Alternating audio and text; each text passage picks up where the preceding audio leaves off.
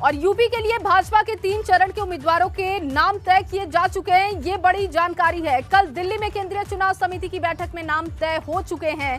पहले 3 चरण के लिए 170 से ज्यादा नामों पर सहमति बन चुकी है। 3 चरणों के लिए उम्मीदवारों के नाम का कभी भी ऐलान हो सकता है। सीएम योगी सहित अन्य उम्मीदवारों के सीटों का ऐलान संभव माना जा रहा है कि मकर संक्रांति का मौका है तो आज लिस्ट सामने आ सकती है। 170 उम्मीदवारों के नामों पर मंथन किया गया है और 3 चरणों के लिए उम्मीदवारों के नाम का कभी भी ऐलान हो सकता है। दरअसल टिकटों को लेकर लगातार मंथन हो रहा है और कल दिल्ली में केंद्रीय चुनाव समिति की बैठक में नाम फाइनल हो चुके हैं, ये जानकारी है। पहले 3 चरण के लिए 170 से ज्यादा नामों पर सहमति बन चुकी है।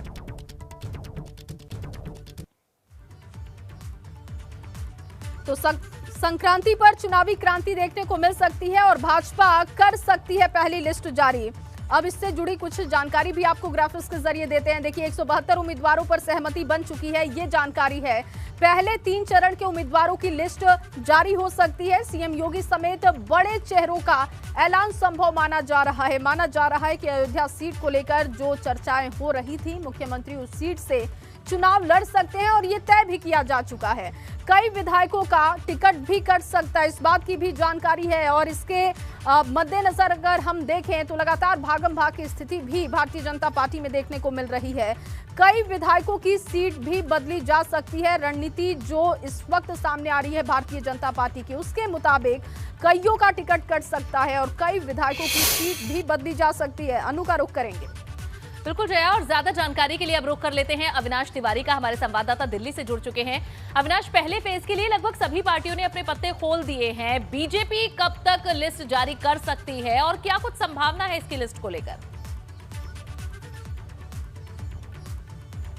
देखिए अनु, अगर बात करें तो 172 उम्मीदवारों के नामों को बीजेपी ने फाइनल कर लिया। अगर बात करें तो जो बीजेपी के सिटिंग विधायक है उनमें से 20% विधायकों के टिकट काटे गए हैं। ऐसे ही विधायकों के टिकट काटे गए हैं जिनकी परफॉर्मेंस जनता के बीच में बेहद खराब रही है, यानी कि जनता जिनको स्वीकार ही नहीं करना चाहती है, केवल उन्हीं विधायकों के टिकट काटे गए। अन्यथा जो विधायक जीतने की संभावना है जिनके अंदर और जिन्होंने अच्छा काम किया है, जिनकी परफॉर्मेंस थोड़ा ठीक रही है, उनके टिकट को रिटेन किया गया, यानी कि उनको फिर से उन पर विश्वास जताया गया और उनको टिकट दिया जा रहा है। इनमें अगर बात करें तो खासतौर से दिल्ली एनसीआर से सटे हुए जितने भी जनपद है, चाहे गाजियाबाद हो, चाहे अगर बात करें नोएडा हो, तो यहाँ के सभी विधायकों पर विश्वास जताया भारतीय जनता पार्टी ने, उनको फिर से अपना उम्मीदवार बनाया है। तो ये जो हमको सूत्रों के अनुसार जानकारी मिल रही है उसमें यही है कि बीजेपी ने लगभग 20% टिकट जरूर काटे अपने सिटिंग विधायकों के, लेकिन बाकियों को टिकट दिया है। वहीं अगर बात करें तो 172 उम्मीदवारों के नाम पर मुहर लग चुकी है, जिनकी सूची आज देर शाम के बाद कभी भी जारी हो सकती है।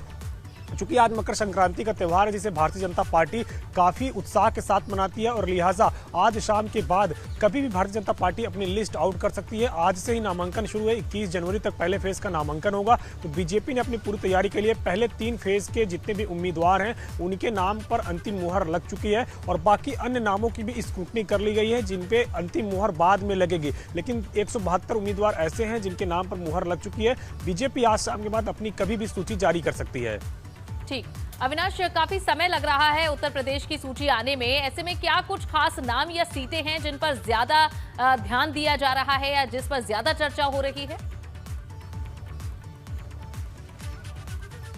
देखिए अनु, अगर बात करें तो ज़्यादा वक्त इस वजह से लगा चूंकि 3 दिनों तक दिल्ली में मैराथन बैठक चली और एक एक विधायक के साथ जो चर्चा हुई है कि कौन सी ऐसी सीट है, कौन सी ऐसी विधानसभा क्षेत्र है जहां से फिर से बीजेपी के उम्मीदवार को सिटिंग विधायक को बनाया जा सकता है या उनका टिकट काट के किसी अन्य को उम्मीदवार बनाया जा सकता है। पूरी विस्तृत चर्चा 3 दिनों तक चली यहाँ दिल्ली में, जिसमें अगर बात करें तो उत्तर प्रदेश बीजेपी के वरिष्ठ नेता के साथ साथ दिल्ली में गृह मंत्री अमित शाह शामिल हुए। उन्होंने बाकायदा एक सीट पर चर्चा करके उम्मीदवारों को नाम को फाइनल किया है। कल सीईसी की बैठक हुई, उसमें अंतिम मुहर लगा दी गई है। लेकिन चूंकि बीजेपी अगर बात करें तो जिस तरीके से हिंदू धर्म में ये कहा जाता है कि मकर संक्रांति के बाद अच्छा वक्त होता है, तो लिहाजा उसी का इंतजार किया जा रहा था और आज मकर संक्रांति हो गई है। तो आज शाम तक बीजेपी चूंकि अगर बात करें तो धर्म और परंपराओं को ज्यादा मानती है, उनको ज्यादा मान्यता देती है। यही कारण है कि अभी तक अपने उम्मीदवारों की लिस्ट नहीं जारी की है, लेकिन आज शाम के बाद वो अपने उम्मीदवारों की लिस्ट जारी कर सकती है। 172 जो उन्होंने उम्मीदवारों के नाम पर अंतिम मुहर लगा दी है, उनकी सूची आज शाम के बाद जारी हो सकती है और पहले 3 फेज के उम्मीदवार होंगे, यानी कि पहले 3 फेज में जहां पे चुनाव होना है।